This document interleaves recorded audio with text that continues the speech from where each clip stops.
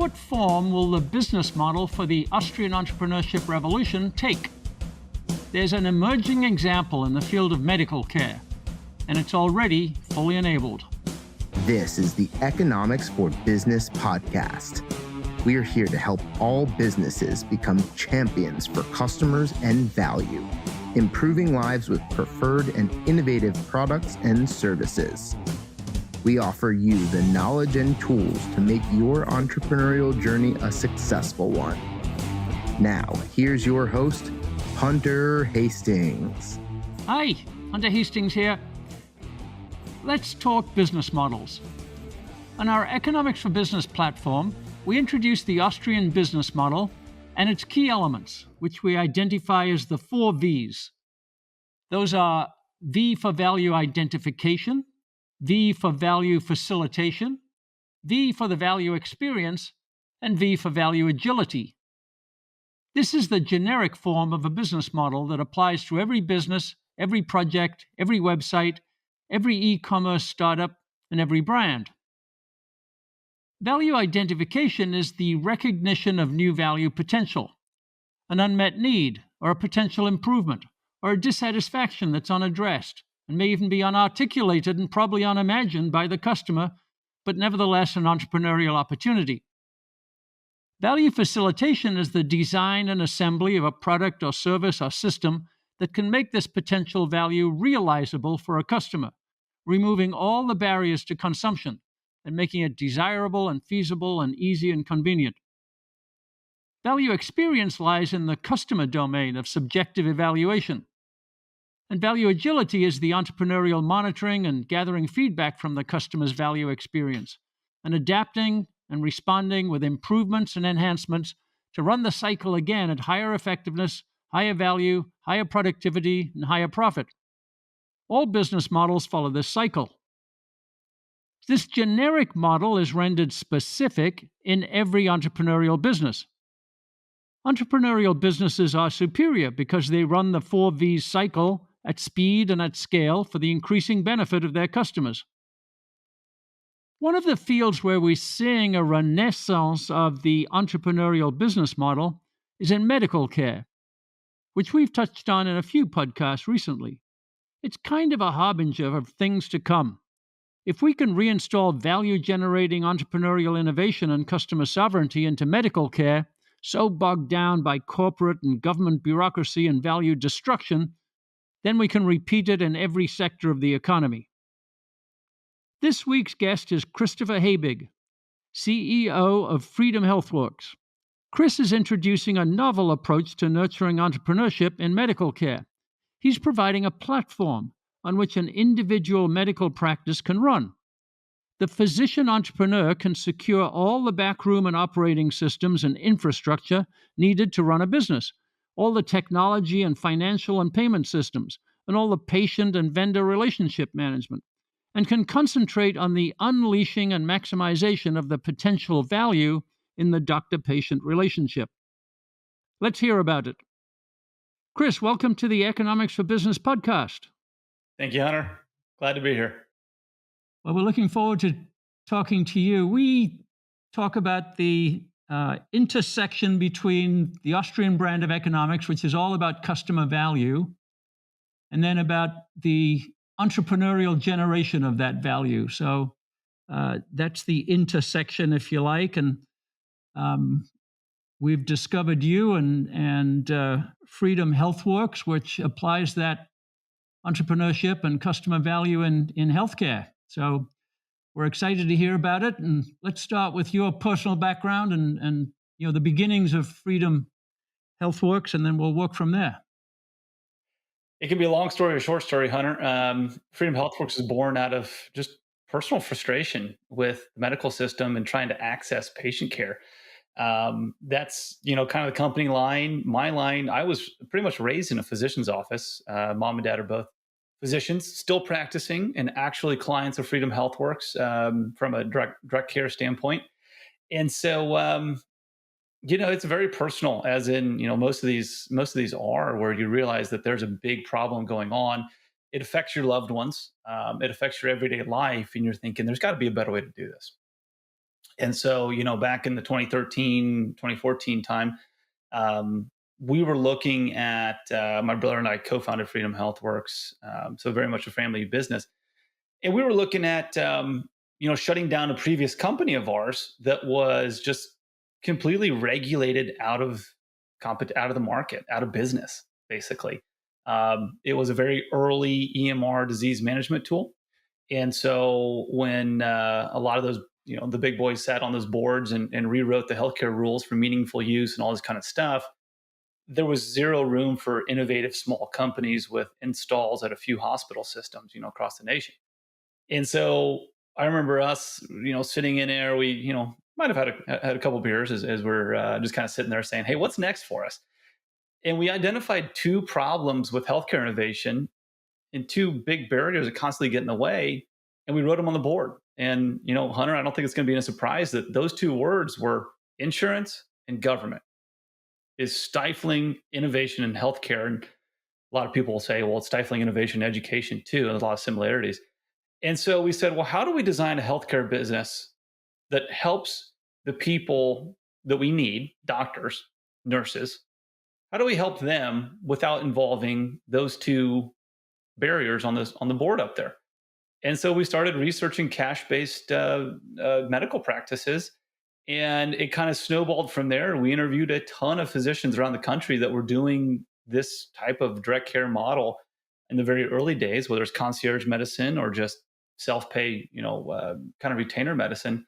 And it kind of grew from there into what we have right now today, which is really multiple parts of an incubator, an accelerator, and a direct care network. And that's the short and dirty version of the Freedom Healthworks origin story. Well, that's really exciting, Chris, and we're beginning to understand or hear a little bit more about direct primary care. And let's dissect that in a little bit more detail to understand it. And then I see you as building a platform to make that more available and more capable and higher capacity. So I want to get into that too. But we always like to start from the customer's perspective. And the customer in this case is the patient, the individual, the family. And we always talk about entrepreneurs getting a deep understanding of what customers really want, what their preferences are. It's all the emotional and personal feeling, and there's nothing more personal than healthcare, obviously, but it's hard to understand. So tell us about that side, how you understand the customer or the patient, their needs and their wants, and how you go about trying to address them. We have the advantage of fighting a very murky status quo. Let me start with that one. Most patients, their experience with the healthcare industry today is full of question marks, uncertainty, fear. What we're trying to do is really turn on the lights and watch all the cockroaches scatter.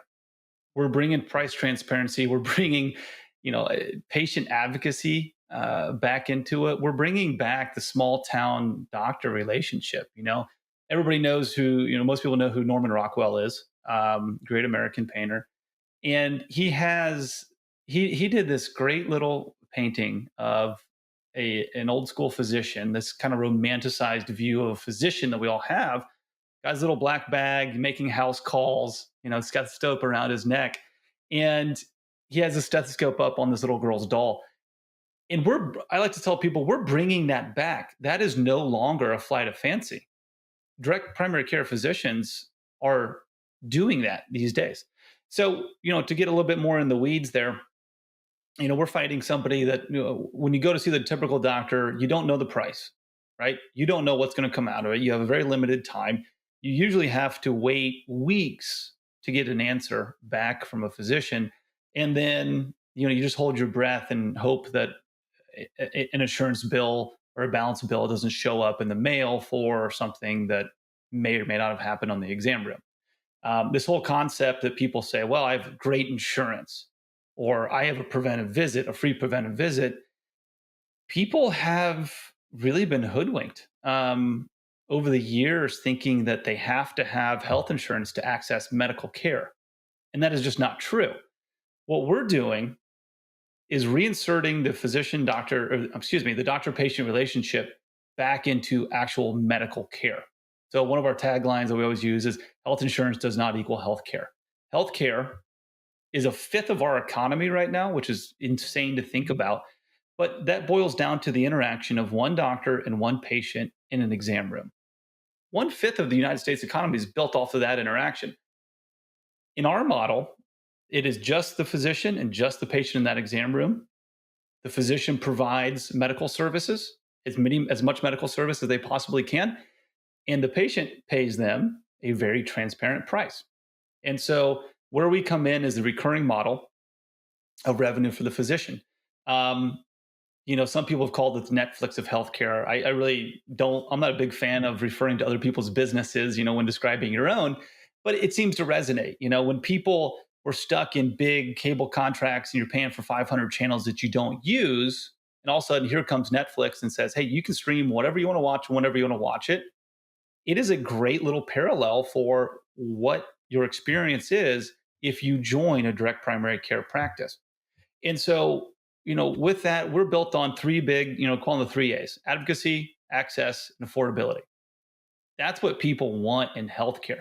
If I'm sick, I need an answer now. I'm going to text my doctor, call my doctor, do a video chat, or come in with zero barriers, zero disincentives to actually seeking medical care. And when that happens, we see healthier people, we see a more trusting relationship, we see people save money, and we see a lot less what we call lost sheep in the healthcare world, because you have a primary care physician who's guiding you through any type of specialist visits, imaging, surgeries, hospitalizations, you name it. You will always have a second opinion there from your primary care doctor who knows you, knows your environment, knows your history, knows your family.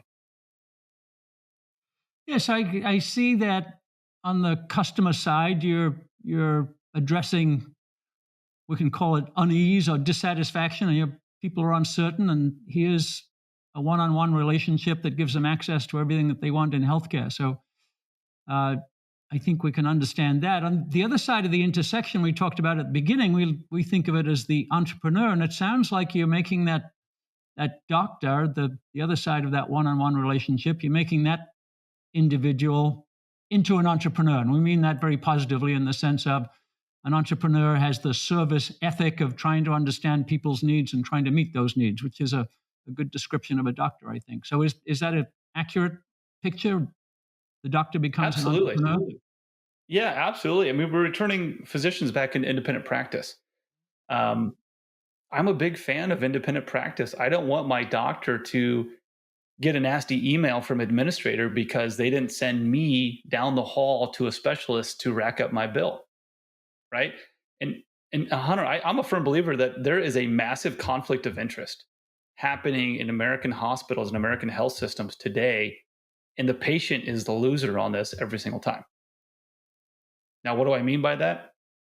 If I'm a primary care doctor, I go see my primary care doctor.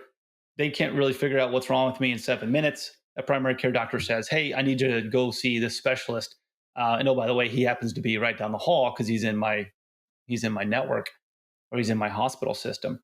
There's no incentive for that doctor to say, "Let me call up a colleague who really specializes in this, and let me find some answers for you before I send you on to downstream care to rack up the bill." And you better believe there's pressure from up high in that hospital system to say, whether Chris needs these tests or not, let's go ahead and run them, because that's the only way that they're going to get paid. So returning physicians back into independence, that's where the innovation happens. That's where supply and demand happens. We're returning market forces back into medical care. So as I explored the Freedom Healthworks site, Chris, I got the impression that it's not just direct primary care, but there are other specialties that are enabled by your platform. Is that right? Absolutely. Absolutely. And there's a lot of great physicians out there that are doing this themselves. I don't want to take away from them by any means. And specialists have really gone out there, and, there's not very many of them, but they're doing incredible work. And so really what our vision is to create an end-to-end, completely alternate healthcare system that is completely cash pay. No insurance involvement whatsoever. And what we're doing there is cutting down on waste. Like I said, we're getting supply and demand back into healthcare. letting market forces pick who people are going to go to. And when we do that, the cost of medical care absolutely plummets. I mean, you're having surgeries for 10% of what you're going to get at the hospital or what the hospital would pay for insurance or bill the insurance company, excuse me. And so we're cutting out all the waste and cutting out all the middlemen. And so starting with primary care, I like to tell people that we're really rebuilding healthcare in a strong foundation.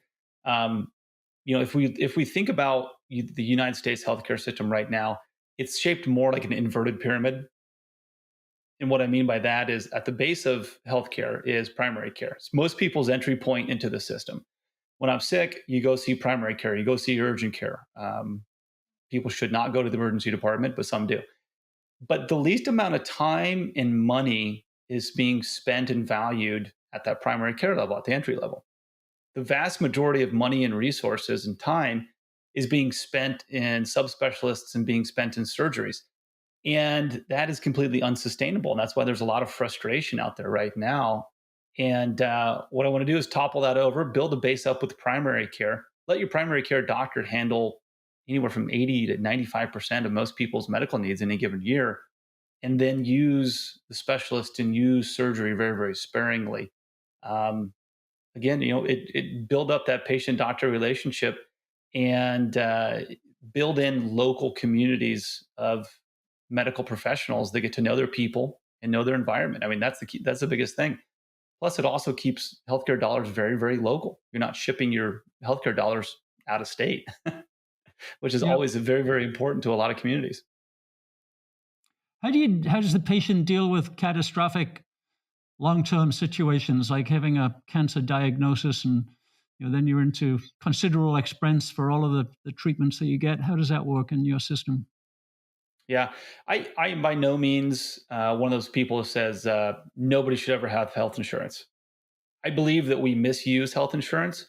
Um, Insurance, the definition of insurance is a risk adjusted financial tool. That's it.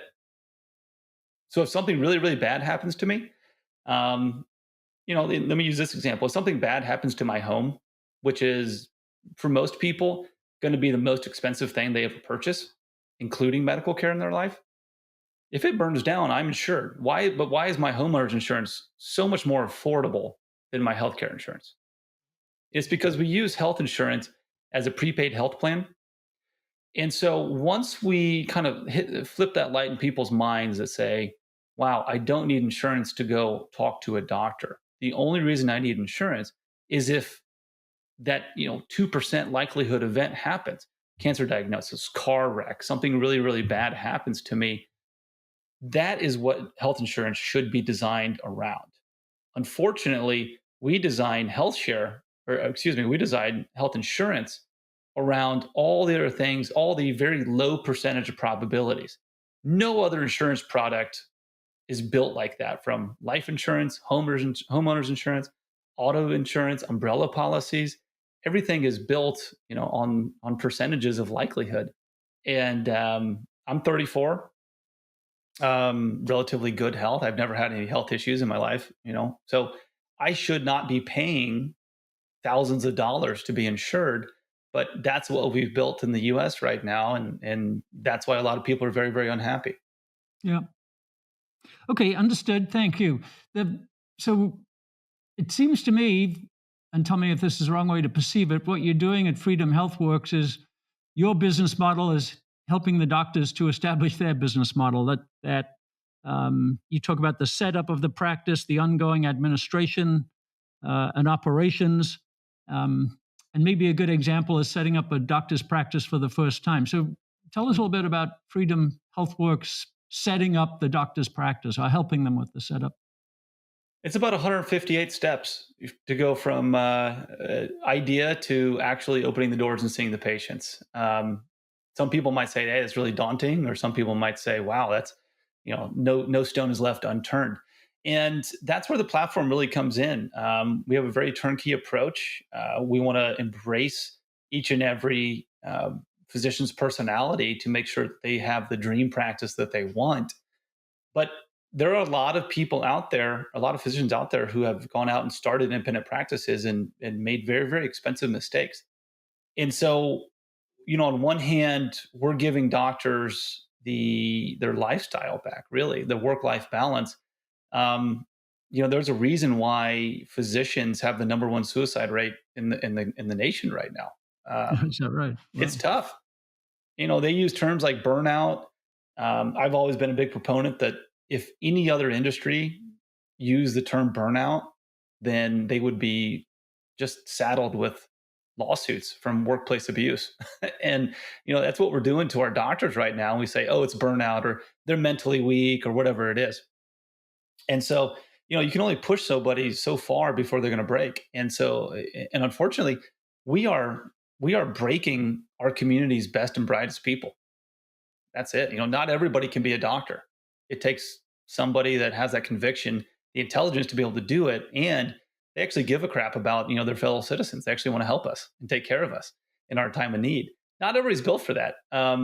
Medicine's not a career; it's a calling for so many people. Yet we are alienating them and forcing them out. And the vast majority of the doctors that we work with would be completely out of medicine right now. I mean, think about that. They're in their 30s and 40s, and they say, I was at the point where I didn't want to be a doctor anymore. And then working with Freedom Healthworks, getting a clear path forward, simple choreographed step, and then able to hand them the keys,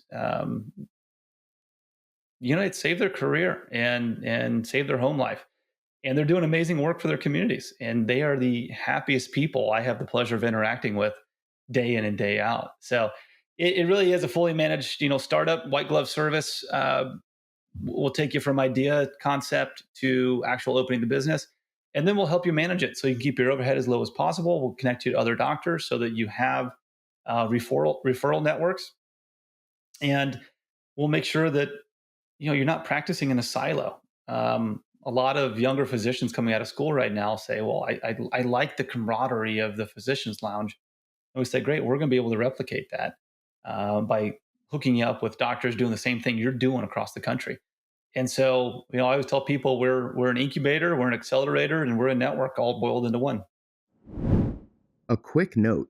Did you know that we provide supplemental materials for each podcast? Listening to and understanding the key takeaways from our expert guests helps you think better about building a more beautiful business. Taking direct action and implementing these strategies is when the real work begins. Take a concrete, immediate step to implementing a better business model today by downloading the show notes and business tool we've created for this episode. Visit Mises.org/E4Bpod. That's MISES.org/E,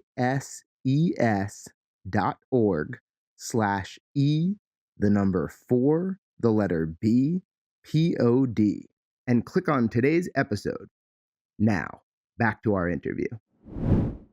So there are a number of services on the Freedom Healthworks site that are listed, like financial planning, for example, which you often don't think about in terms of running a practice, but obviously you got to be pretty good at that if you're a direct primary care physician. Are you providing all of those services, or are you integrating them with QuickBooks and things like that, or are you contracting with other service providers? Tell us how that network works. Yeah, we do as much as we can. Obviously, we're not going to be the company that goes out and does your blood draws and runs your labs or anything like that. We have national vendor networks set up.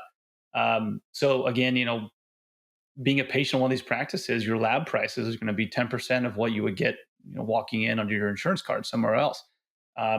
We enable these practices to do in-office dispensing, so they get wholesale prices on prescriptions, saving a ton of money there. There's all kinds of benefits we work with, but we do have a national vendor database that we pull from. We're just really kind of the sinew, kind of the muscles that hold everything together. When it comes to financial analysis in particular, that's a skill set that not many physicians have. They usually physicians have about 5 hours of business education throughout undergrad, medical school, and residency. And most of that is how to bill insurance. And so when we're looking at them saying, okay, great, How much do you want to make a year? What is your overhead percentage? What is your break even number of patients in your mind? And they're thinking, well, I've never been asked that in my life. And what we're able to show them is that with a membership business model in your Freedom Doc practice, you're breaking even at like 70 patients because the overhead and the cost and the expenses are so low. And so now you get back up to income replacement from where you were working your tail off and being very depressed in a hospital. You're getting that back at about 300 patients. And then once you max out your patient panel, you're probably making more money than you ever have in your life. And you have a very healthy work-life balance where you're able to go home to your family every night at 5 p.m. It's very hard for doctors to look at that and say, well, that sounds great, but what's the catch? And then we laugh and we say, we promise there's no catch. It's patients respecting you. It's you respecting yourself. And, we tell doctors a lot that, hey, profit is not a bad word. Profit is a very normal word. You deserve to get paid what you do because very few people can actually do this job.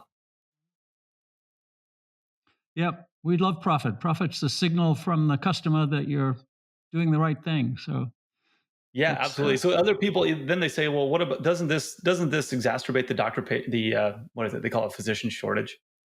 Um, and that's always the one thing where critics say, well, this model can't work because it's taking a doctor with 2,000 patients, maybe 3,000 patients, and it's taking them down to 500 maximum. And I just kind of laugh at that, thinking, how dare these people believe that doctors should just be indentured servants into these 2,000 people out here, and that a doctor must be chained to their desk and say, oh, well, if I don't take care of these 2,000 people, they can't get medical care. But, screw my mental health, screw my, my will to live sometimes. They're treating doctors like robots, and I'm just completely, fully against it. And so the answer to that is, well, it's either they see 500 patients or they see zero because these doctors will leave medicine altogether. And then what is that going to do for us? Right. And so now we're making primary care more attractive to a lot of physicians out there who would normally go into specialty. And so our long-term goal is to drive up the number of primary care physicians coming out of school. But there's barriers to that too. The government's obviously in the way from a residency standpoint, and that's a road that I'm always more than happy to go down. But it always comes back to, we wouldn't be here if the government and insurance companies just got out of the way and let people seek medical care and give medical services the way that they wanted. Yeah, we always believe that the company that takes the more human approach is the one that succeeds. So you're certainly taking the more human approach. And just to understand, we talked about setting up the business model, and you just described that very well. Let's say I'm operating my practice. Things happen, stuff comes up that I'm not used to because I've never done this before. Can they come to you and ask those questions and get that kind of consulting or operations support? Oh, absolutely. We have weekly meetings with our account managers, with our staff. I mean, if somebody wants to call me up and talk to me directly, they can. Everybody has our emails. It really is the white glove service. We want to be the first contact for them. Now, if someone calls up and says, hey, Chris, I found this rash on one of my patient's arms. What do you think about this? I'm not the guy to ask for that. We say our service is stop in the exam room. Once you enter the exam room, you, doctor, are going to go do what you do. We're going to stay in the back office. We'll help you run the front office, but we're going to be very much on the business side and the customer experience side of your practice. We did not go to medical school. We don't act like we went to medical school. I would never try to step in and say, this is how you be a doctor. But what we are able to do there is, like I said, we connect them to their peers, to other Freedom Docs across the country. And we say, look, we want information to flow as free as possible. So, if you have a colleague down in Mobile, Alabama, and then we got somebody up in Minneapolis, and they can connect and talk about those medical issues or whatever else is going on, please do so. We don't want any practice to operate in a vacuum. And we want to make sure that that expertise and that those information are flowing as freely as possible. One interesting thing that comes out of this is when we get a physician who says, "Hey, it's been a great run. I'm getting older. I got grandkids now. I'm going to slow down. I'm going to look at retiring in a couple of years. Hey, Chris, can your team bring on more of an apprentice type of physician?" And this really kind of made me smile when this first started happening, because there's lasting value to these practices, right? It's a membership business. But think of the longevity of really medical care and the value it brings to our population. When a doctor hits in their mid 60s, they're usually at their peak of their career. It's a practice of medicine, right? So they're experienced, they've seen a lot of different stuff. If they would just close their door and walk away, we would lose 3-4 decades of medical knowledge. Localized medical knowledge would just disappear. The human race is built upon a collective knowledge, right? And so what we're able to do is start these apprentice programs or externships where they're hiring somebody to come in and take over their patient base, teaching them along the way. And that right now is very, very scarce in American healthcare.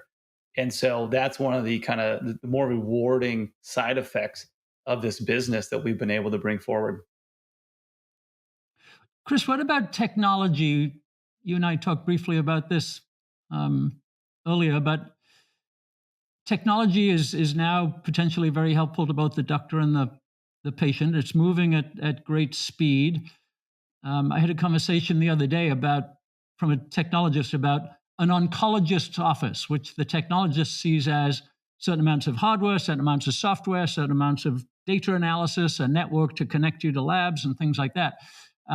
How do you, or can you, advise the doctors on technology and tech setup? Absolutely. It's a very integral part of each and every one of the practices that we set up. Looking at what we just went through in 2020 with the pandemic, a lot of people are seeing, wow, this thing called virtual healthcare, virtual care, or whatever you want to call it. This is a revolution. This is a game changer. And I laughed because the virtual capability was inherent in the DNA of every practice that we stood up since 2015. That technology has been around since the mid 90s. Why did it take a massive global pandemic for the entire industry as a collective to wake up and realize, oh, hey, this is actually some useful information here? So I love technology as a supplement to patient care. Okay. I think it is a great potential to deburden medical professionals. I'm going to emphasize deburden them, not add to their workload. Too many EMRs right now are adding to physicians' workloads, and they're driving them insane. I usually joke that paper and pen's a form of technology. It's just depending which area you're in, right? And so, from wearables and everything being connected and sharing, instant information, we joke about Star Trek when they wave the wand over somebody and they're able to run all their diagnostics. I mean, I think that's cool. But it doesn't replace, we're not at the point right now where we're going to replace the physical interaction from a physician, or really that experience that I was just talking about, where the pinnacle of medical care is when a doctor is able to look at you and realize that something is wrong. That's my firm opinion. I think a lot of lives have been saved over that, where they might look at you and say, "Well, Hunter, you're looking a little pale," or vice versa. "You're really flushed. Are you okay? Let's make sure that everything's going on inside." That is the kind of doctor-patient relationship that I want. And that's the kind of doctor-patient relationship that we want all of our Freedom Docs to have with their patients. Technology can play a role in that, absolutely, but it's as a supplemental tool. In my opinion, it shouldn't and won't for a very long time replace the physical interaction of a patient and a doctor. Just because there's so many different things going on from a patient history standpoint. Most of medicine's genetics is what's going to happen to us. And so I don't think my Fitbit being able to connect to my phone that my doctor can see if I'm taking steps, it's kind of cool, but we're just not there yet in that sense.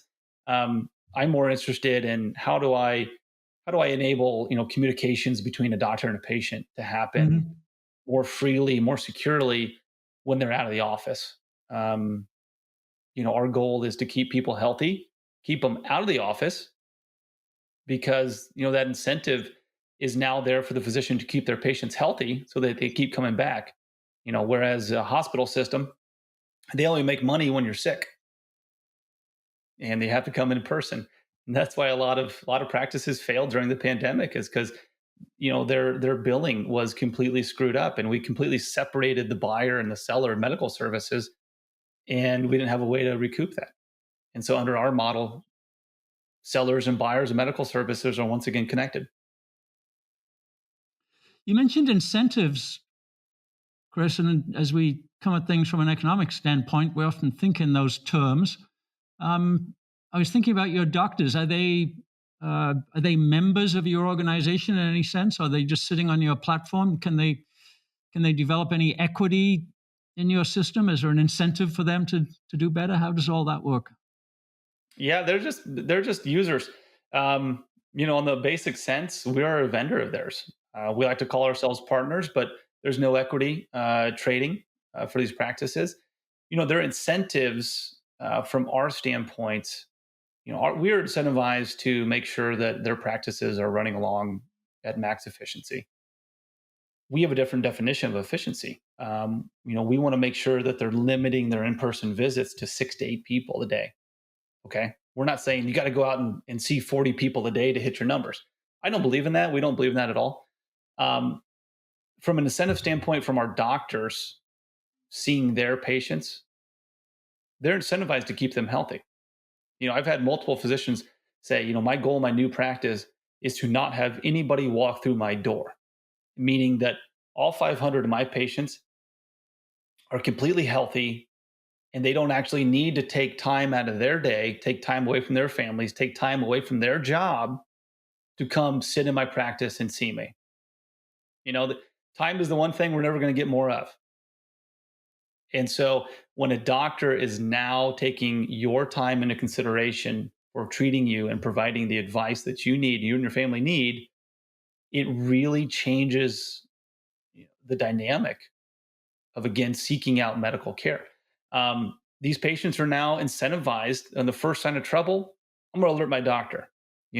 When my newborn baby has a cough, or newborn baby has a rash, if I have some pain in my shoulder, if I cut myself in the kitchen, I'm going to take a picture of that. I'm going to send it to my doctor, and then we're going to see what kind of things need to be done at that point in time, because I know that doctor now has my best interest in mind.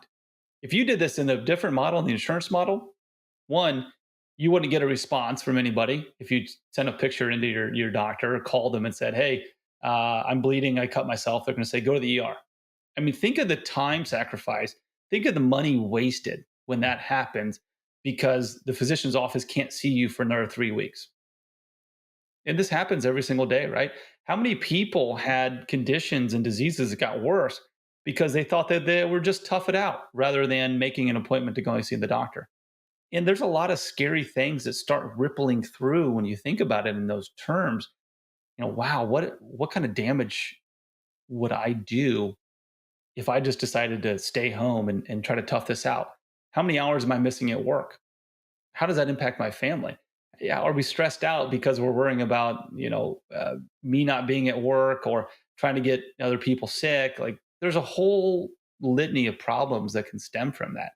So when you change incentives from a doctor's standpoint into keeping that person healthy, rather than you're only making money by treating that person and keeping them sick, now we are incentivized to help you overcome your diabetes, right? We're incentivized to help you overcome your chronic conditions, not just maintain them. And to me, that is a big, big shift in US healthcare policy. Yeah. Yeah. I always say that the incentives for certainly the pharmaceutical companies and often the hospital systems and so on is they want you to be unhealthy. They want you to be sick. That's how they make money. It's a sick care system. A lot of people will say we don't have a healthcare system. We have a sick care system. Emphasis is on prevention. Emphasis is on curing it. Hunter, just an old joke we always pass around our halls is that, there's no insurance billing code for actually curing somebody.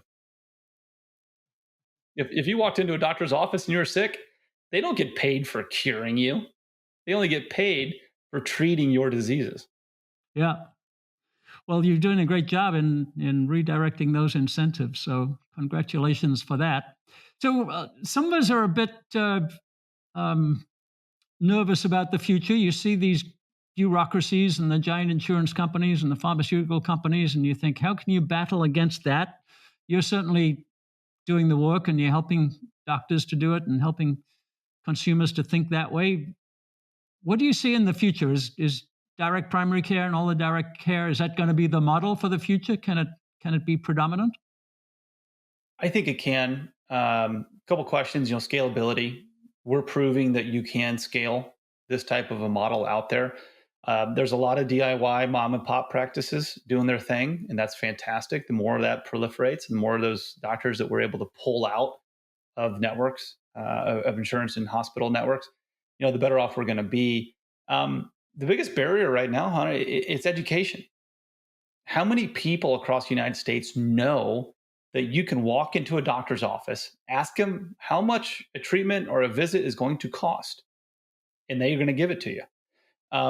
For some reason, we are just, I don't know if it's embarrassment, but we're just conditioned to just accept medical care. We produce this little plastic card that's in our wallet and say, yeah, I guess I'll just take whatever this gets me. No other, we would never do that ever, anywhere. I don't understand why people don't walk into a doctor's office and ask questions about prices. It is just completely baffles me. And so I always say that's the next step, right? Where do we go from here? We should get every single person in the United States to walk into their doctor's office and say, great, I'm here for my yearly physical. I'm here for my flu shot. I'm here for whatever it is. How much is this going to cost me? And if you get the answer that, well, it depends on your insurance, just politely ask them again. Say, no. If I was going to just pull out a $50 bill, would that cover this? How many $50 bills? How many 20s? If I was going to write you a check right now, what would that amount be for you to see me right now? Nobody does that. And I think that's one of the biggest barriers. That's a problem. Because if people did that, they would realize this is insanity. Why is this functioning this way? I don't think very many people are happy with the way that traditional healthcare functions, but nobody's asking those questions. So that always kind of irks me. That's a huge barrier in an education standpoint. And so, can this become a big enough to be a rival system like we envision, right? Can we build out a completely cash-based healthcare industry? The answer is yes. It's already happening. We got calls from primary care doctors in rural Wisconsin. Said, "Hey, I have a patient who needs oncology services. I have another patient who needs colonoscopies." And there's cash surgery centers popping up all over the country. There's cash specialists that are popping up all over the country. We're already building out the entire system and platform that enables a patient to stay in a low-cost, transparent price cash healthcare system. It is already happening today. Now, is there a way that we get regulated out again? Lightning strikes twice for me. I don't know. The easy answer is yes, but I don't see it unless the federal government takes over medical licensing and doesn't let people completely opt out of Medicare. That would be the only thing. If Washington said to be a doctor in the United States, you have to see Medicare patients, that would be a major, major barrier to what we're doing. But with that, you look at what the British are doing. NHS has a complete parallel system of all cash pay physicians. It's a different subset of the people that are able to access that. It's mostly the wealthier people. Whereas what we're doing is we're basically bringing concierge medical care to the masses with low costs. Membership to our practice is running anywhere from $60 to $120, depending on where you are in the country. And that's what's really cool. And medical care gets back to local economics. If you're in the middle of rural Kansas, you're not going to be paying as much as you will be if you're in downtown Manhattan or downtown LA. It's kind of a no-brainer. And the one size fits all approach to healthcare, I think people are tired of it. And so what we have right now cannot continue. It's just which way do we go? I like to say that one political party has no ideas and the other political party has really bad ideas. And I'll let people kind of make up their minds of who I'm talking about on that one. But innovation comes from industry, and innovation comes from the grassroots movements like we're doing right now. So it can be very, very powerful, and we have the wind at our sail. The wind is at our back. It's filling up our sails right now. So I like the momentum we're going. We just have to make sure that we don't become our own worst enemy as we're building this.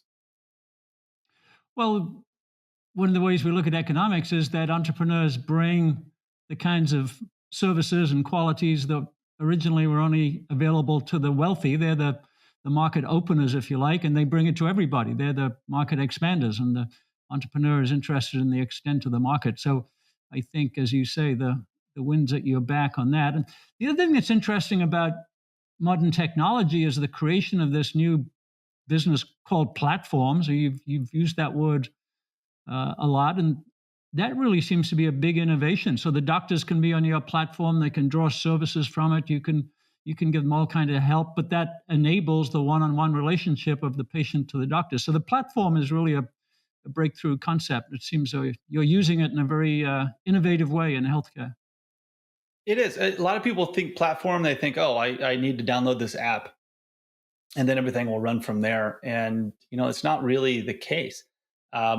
Platform to us just means a bundle of enabling assets that anybody is able to tap into.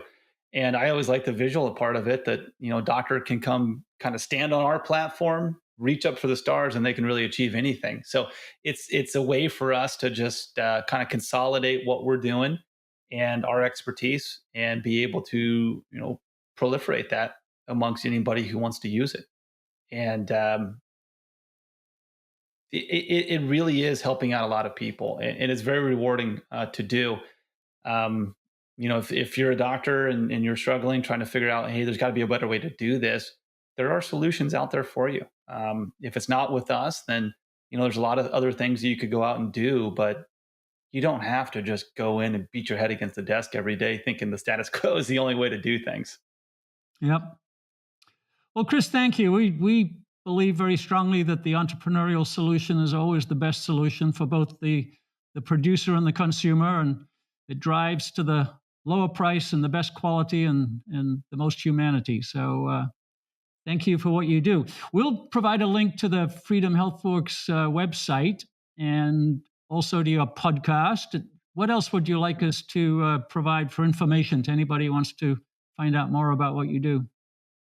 Yeah, so we have this podcast called Healthcare Americana. It just telling stories, and I appreciate you letting me share that too. We're just tell stories about these doctors. You get kind of the first, you hear from them, first person stories about what their struggles were and why they're doing this, and some other innovation that's happening in the industry, which is really, really neat. freedomhealthworks.com. If you're physicians and medical focused, great website for you. If you're listening and interested in saying, I'm going to redefine my workplace benefits, or I'm going to look and go see if this is the best option for me. We have a consumer site called freedomdoc.care, and that'll hopefully answer all your questions and be able to find all our locations there. And, I encourage people to reach out to us, and there's a good chance that I'm going to be seeing some emails or anything else like that coming in. And, if we can help, we love to get creative. We love to help, people solve problems, especially in this arena. So, don't be shy is the biggest thing I can say right now. Good. Well, Chris, thank you very much for being with us today. We'll talk again soon. Thank you, Hunter. Appreciate everything you guys do. Economics for Business is a production of the Mises Institute. To explore more content like this, visit Mises.org. And for more from Hunter Hastings, visit hunterhastings.com.